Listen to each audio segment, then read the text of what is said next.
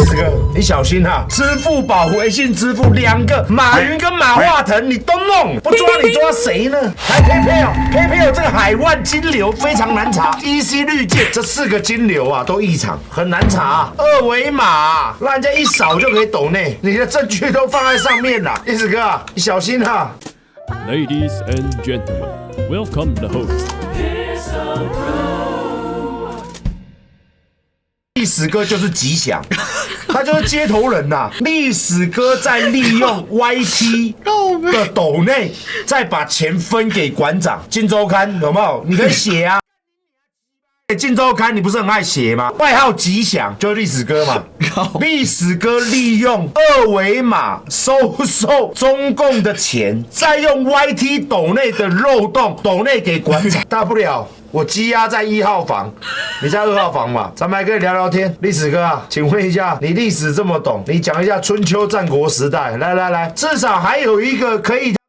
讲故事给我听。历史哥，我要睡了，你可以讲一下历史吗？讲那个我靠好困，到时候历史哥出来就很壮，囚徒健身，我出来就很会讲历史。各位，春秋战国时代来，让我好好的讲一下，2个技能互换，好不好？馆长一转回来，历史哥的脸。民进党总是在谣言，十几年说去中国大陆会被活摘器官，但是我到现在还找不到一个中华民国的国民跟我说他被活摘器官，或他家人被活摘器官。这样的情况下，那这是一个谣言嘛？那我们要怎么样破除谣言？其实我们去找长期在那边住的，就说可以去问一下沈伯他爸爸的器官是不是还在。这句话可以被恶意解读，这是我当时没有想到。我当时的想法很单纯，就是说你可以去问一下长期住在那里有没有这件事情。是，如果没有的话，而且从来没有一个中华民国国民跳出来说他或他的家人遇到这个事情后来报案，那都没有的情况下，为什么民进党可以拿这个东西来谣言讲那么久呢？是，你像我们那时候大罢免的时候，那些青鸟在宣传就讲说活摘器官，到现在还在讲。那不管怎么样，我尊重你不喜欢中国大陆，我都尊重你，不要讲谎话嘛。你可以讲他不好，你可以讲他政策哪里不好，不够民主，没有选举，你都可以讲，这个我都认同。但是问题是你如果说拿一个没有的事情出来讲，那你要造成我们这里人心惶惶，那我就认为谣言止于智者啦，你还是必须去告诉大家说这个东西不是真的。那也许我当时的那个用语我自己没有想清楚，很容易被人家转成另外一套。基本上我不会去攻击人家的家人，政策上面跟立场上面互相攻击，我觉得那个是执政党之间人跟人相处没有必要这样做。所以我是譬如说之前有人攻击王一川的儿子啦，或攻击赖瑞勇儿子的事情，我从来不上车，因为我觉得那个跟我国家的发展没有关系。但是为什么我那天会讲这个活摘器官，是这是一个社会上面长久的谣言，这个会影响很多事情的，没有必要做这个事，所以我才会那样讲。后来我就跟沈伯说不好意思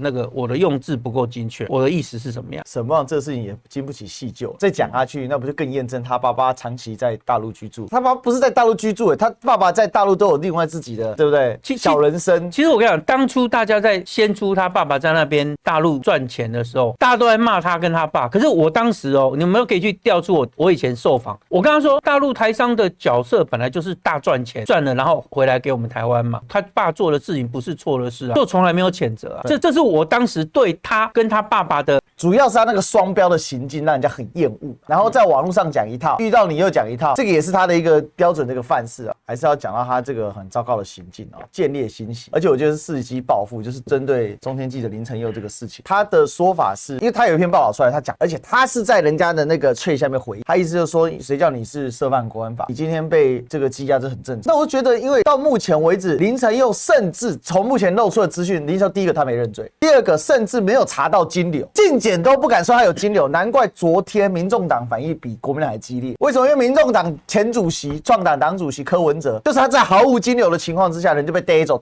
抓了1年呐。那当然，今天我说实在，马德林承佑大家也都认识，就我认识他在同辈当中的记者来讲，他算是领跑在前面的，他的前途我认为是非常好。因为你看他那么年轻，他已经做到主播，然后有自己的节目，那他有需要做这个吗？好，那就他有没有需要做这个一回事。再来，根据目前检调、还有进检、还有绿媒的各方报道，综合消息是：第一，他已经被跟监跟了好几个月了，结果到现在说他没有金流，唯一的什么叫有人供出他，口供可以收押人吗？林承佑如果犯法做对不起国家的事情，他活该被关。可是如果他今天又是一桩像柯文哲案这个样子，查不到金流的情况下，硬是把人家逮进去关，只是因为有口供牵连他，而且火速关起来，所以桥头地检出发，带着这个高雄市调处的探员直接跑到台北抓人，这是怎么一回事？火速收押进监，记者报道出来说他已经被裁定收押。第三个，目前连进检都说查无金流，还说此案成败关键在金流，这简直是这样可以羁押的吗？我觉得这3大疑点是我心中非常不解，也是大家心中的怒火。从程序上面来说啦，哈，就程序啊，哈，调楼地检指挥调查处，然后再到北部来，这个其实程序上面是没有太大问题，因为这个本来我国的制度它就可以，你跨区办案是这个是 OK 的啦。那其实我们今天要去思考的就是说，为什么进检永远比我们知道的多？为什么进检知道成败在金流，或是就这是我一直以来我说，不管是柯文哲案子，不管是林之妙的案子，不管是高虹安的案子，镜周刊永远都可以知道内幕，难怪被他笑称是进检嘛。那你检察官，我每次咨询法务部长有关这个问题，他也永远答不出来，但他也没有要改善的意思啊。其实我立场还是没有变，我就是无罪推定，不管今天涉案的是国民党、民进党或民众党或一般的老百姓，我认为就是要无罪推定。第二个，国安法的部分，我希望条文的设计不能这么乱七八糟。我们目前的国安法、反渗透法等等的，大部分都是在民进党完全执政的时候，那时候设立的。然后那个时候他们把条文的内容、条文用的非常的模糊。那条文模糊有什么好处？就是对于执政者有好处，因为我执政者我要抓你，我就抓你啊，因为我条文模糊嘛，就我很好抓啊。口袋法，我就是什么都往里面弄啊，我要羁押你，我只要你有串证逃亡之余，然后就进去了。对，所以2024年总统选举前，大家记不记得到处什么里长、婆婆、妈妈都被抓了，全国抓了一大堆人，就说他们跑到中国大陆去，然后接受招待什么。我跟法务部调的资料，70几%都不起诉或签结，难得起诉的那几件，现在已经确定无罪的有3件，其他的还在走。那请问一下，这是在搞什么鬼啊？你今天一个法律设计到被抓的人有超过80%，或是80%的人都是无罪，都是不起诉，你就是制造寒蝉效应而已啊。那我今天看到的就是，当我们给你扣一个国安的帽子上去，那然后我想对你怎样就怎样。我没有说林承佑100%没有涉嫌犯罪，但是我们要无罪推定。这个事情他今天可以用任何理由抓任何人，因为我认为民进党是进步了。但这个进步是邪恶的进步。当初他压赖以任，他们最大的失策是什么？时间拖太长。第二，在北检，我们全部冲去了嘛，我也不知道我哪来雄心豹子胆。我麦克风抄起来就在放人，那大家就喊了。那结果当时大家因为也去了很多委员，就大家一喊 Andy， 他说他在里面听得很清楚，检察官也听得很清楚啊，检察官有压力啊，外面集结那么多人在那边喊，所以后来很明确的是，他们最后扛不住压力放了。其实当下很有可能被压，蛮恶质的啦。他逮人之后，他火速升压，已经没有任何的空间，因为在台北，你哪怕进出土城看守都可以拍得到。但是为什么柯文哲他们这样弄？因为柯文哲他们是要羞辱他，所以我觉得这是他有操作细节上这非常可恶的行为。我还是希望说，检方跟院方在办案因为将来证据还是要摊开来，你要能够让大家信服。独立罪最重要的一个点叫做违背法令。那他违背法令，他主要就是以那个容积、奖励容积那方面去认为他违背法令。所以到现在检方都还搞不定啊，都还要找一堆专家证人来厘清到底怎么回事。有没有可能最后判无罪？也许有可能，但是一次一次这样，不就把我们国家的司法威信给毁了吗？所以我在讲说，任何一个人他被进入司法的侦查跟审判的时候，我没有办法直接跟你说这个人是冤枉还是不是冤枉，但是我们要秉持的几个，第一个无罪推定，我们都要先相信他是无辜的。法院，你检察官，你要用证据来让我相信这个人确实有像你说的犯罪啊。如果说你总是这样乱抓人，然后又像那个之前80%都是后来不起诉无罪，那你司法威信越来越没有，民进党滥用司法越来越让大家相信你就是滥用司法，你得到的结果是这样，你操弄司法的结果就是短多长空。也许短时间内你把你的政敌、你讨厌人全部都抓去关了，但是长期来看，你摧毁了这个国家的司法，你摧毁自己让人民的可信任度。你现在司法的信任度超级低啊，是谁害的？所以你在搞什么鬼？你国家是要搞成今天这样，然后你立法的时候，民进党完全执政的时候立了一大堆的国安法，那些都完全语义不清，完全欠缺法律明确性。欠缺法律明确性的法条就是执政党最好用的时候。譬如说这次的那个他们修法，什么叫鼓吹战争？我问你，89名人那对，你看嘛，他说打不打，到底打不打，这算不算？他今天要处罚鼓吹战争，他就要处罚。我想，鼓吹战争4个字怎么定义，怎么量化？我问你，你怎么量化？这有一个人很明确，但是没有人敢罚，就赖清德。他不是说中国大陆2027要完成武统台湾的目标啊？那这不就是现在的法律完全立法立的不明确，然后让他可以玩双标嘛？你是一对阵营，对不对？抓啊！你讲一句话，陈菊走了吗？抓啊！但是呢，同一阵营的话，你讲了什么都没关系。2027要完成武统台湾为目标，没事。假设马德是个共谍的话，就有些不太合理。第一个就是过去这么久了，他也没有来请教过我意见。就如果有人要去破坏跟渗透民进党，那是你民进党家的事情，我不会去帮你忙，你也不要奢望我去帮你打共谍，就没有这回事情。那第二个呢，那如果有假共谍，那我们当然是要去帮他辩护声援，而且要严厉谴责民进党罗织入罪、制造冤狱。现在我们就不知道马德事情的真的假的，一切都很扑朔迷离。那在这件事情上面呢，因为检方也好，跟法院也好，都说，哎呀，因为国安法这所有的内容都不公开，这不仅是超出侦查不公开，就是连这个什么羁押的声明理由，通通都不公开啊。理论上，像柯文哲当初他的羁押理由是有公开的，但现在因为涉及国安都不公开，然后律师据说被下了封口令，也因为国安案件不能公开，形成严重资讯不对等。因为像我当初呢，没有把我羁押，所以他们在外面胡说八道，那我们是可以在外面去澄清。那柯文哲虽然被羁押在里面，但是有民众党可以来做辩护。那马德就很惨，就没有人能够帮他辩护，因为连案情事实都不知道，所以可能只能够等马德要羁押2个月以后出来，可能会延长羁押，要等到4个月以后。那甚至有可能呢，就是一路关。就是直接羁押在里面，然后判刑啪就过去了这都是最坏的状况。所以详细的案情，目前为止就只能够听禁检大放厥词，就只能听《镜周刊》跟《自由时报》，检方不能讲话啊，法院也不能讲话，然后呢，律师也不能讲话，那到底是谁泄露案情？所以是《镜周刊》幻想胡说八道。这案情泄露出去，然后就媒体写出来，真的也大家不用查。而且目前有很多是互相矛盾的地方，比如说呢，在地方桥头检察官的声明稿，他最初发的短短的新闻里面嘛，他讲的呢比较像说军人跟大陆有沟通，然后马德他是负责把钱给军人的这个角色。可是，在其他的媒体报道，马德的角色又变了，又变成是马德会亲自收到这些军情，然后把军情转给大陆。检方的内容跟媒体的内容已经矛盾不一样，然后媒体跟媒体之间的报道也会有矛盾。比如一开始说，查不到金流，所以要找什么支付宝跟微信，但后来又讲说，又有数百万金流，这都是互相矛盾的地方。对。那为什么呢？就是因为媒体自己的乱编故事嘛，或者呢，这个办案的内容也都是很不清不楚的。案子的本身来看，因为我们实在是都不知道详细的资讯，只能说很多疑点。因为莎莎才讲说，马德直到前2个月应该都没有台胞证，没有台胞证他就没有办法去大陆，也没有办法去申请大陆的银行账户，对，那就没有办法去用支付宝跟微信，所以他根本就没有办法藏所谓的金流。那台湾人是可以去申请支付宝跟微信的，你可以付款啊，就你可以去掏宝，但是呢，它的金流就会走台湾的银行嘛。那就比如说台湾的银行卡，然后呢去申请了支付宝，那支付宝有汇款的记录，你走的还是台湾的金流，所以就没有所谓查不到金流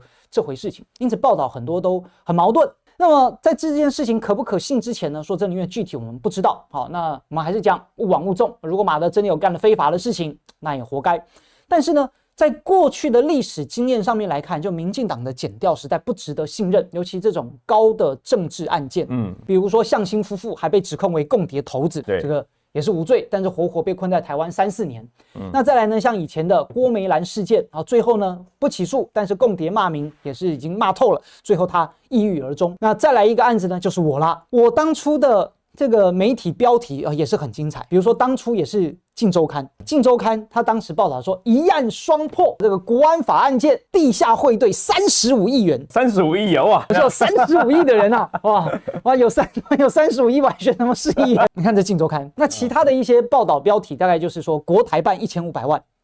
然后呢，在渗透梁山特勤部队，然后山货军心，危害国家安全，大概都是这个样子。那这些标题当然就都不是事实，所以呢，现在的这些媒体的标题杀人法，我们当然都不需要打上大大的问号。这个事件当中，我的猜测